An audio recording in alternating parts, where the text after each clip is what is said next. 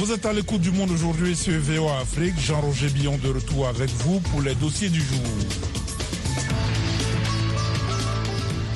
Le principal opposant tchadien Succès Masra, président du parti Les Transformateurs, a quitté son pays il y a plus de 2 mois. C'était peu après les manifestations dont la répression a causé la mort d'au moins 50 personnes selon un bilan officiel. De passage à la VOA ici même à Washington, au micro de Mohamedou Mfa, Succès Masra parle de son départ du Tchad et des événements qui l'ont poussé à quitter son pays. Je suis à Washington pour porter la voix de mon peuple qui veut installer la démocratie sur la base de la justice et l'égalité et rompre avec la dynastie. J'ai dû quitter mon pays une dizaine de jours après un événement que les Tchadiens appellent désormais le jeudi noir du 20 octobre.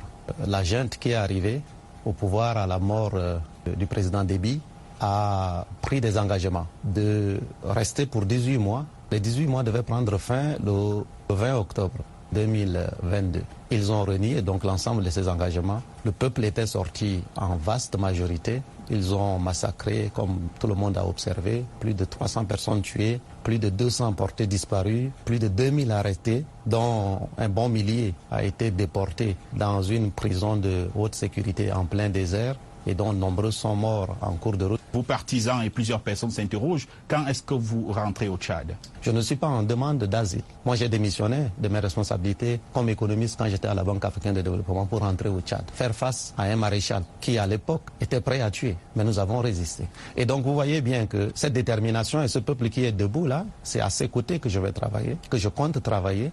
Et donc, ma présence au pays ne fait aucun doute. Revenons un instant sur les manifestations du 20 octobre. Cette terrible journée, hein, c'était des marches, c'était un sitting. Qu'est-ce que vous aviez l'intention de faire ce jour-là? L'objet, et le seul objet, c'est de demander le respect d'un engagement qui a été pris devant notre peuple, devant l'Union africaine, devant les Nations unies. Cet engagement, il est tout simple. C'est que les militaires qui sont arrivés se sont engagés au 20 octobre à rendre le pouvoir. Ils n'ont pas tenu cet engagement. Et le peuple qui était sorti de façon pacifique. Oui, le général Mahamad Idriss Déby, que nous avons interviewé en décembre dernier, il a dit que ce n'était pas des manifestations, c'était une insurrection, une tentative de coup d'État. Qu'est-ce que vous répondez? D'abord, une insurrection, c'est lorsqu'on a affaire à un pouvoir élu.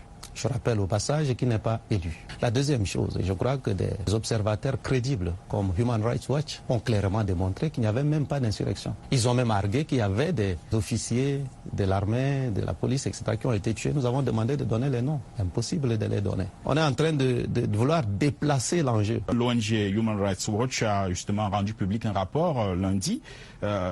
Cette organisation demande à la communauté internationale d'apporter une réponse forte après la répression du 20 octobre. Quel type de réponse pensez-vous que la communauté internationale peut apporter? Ce qui est attendu de l'ONU, c'est deux choses. Soit la fin de la dynastie à travers un accord post-crise sous le modèle de ce qui a été fait par exemple en Côte d'Ivoire, donc un accord onusien dans ce sens, soit une résolution de ce que j'appelle la séparation à l'amiable, où il y aura deux Tchad. Le Tchad de ceux qui croient dans la dynastie et leurs accompagnateurs, et de l'autre côté, le deuxième Tchad des pro-démocratie, parce que c'est au nom de ce que j'appelle le droit à l'autodétermination des peuples. Il y a un peuple tchadien majoritaire qui veut la démocratie, et puis il y a une minorité qui veut la dynastie. C'était l'opposant tchadien Succès Masra au micro de Mohamedou Mfa. L'intégralité de cet entretien en vidéo sera disponible sur notre site web voaafrique.com. Votre rendez-vous quotidien 24h/24 sur VOA Afrique, N'Djamena au Tchad sur 93.1 FM. L'ex-président mauritanien Mohamed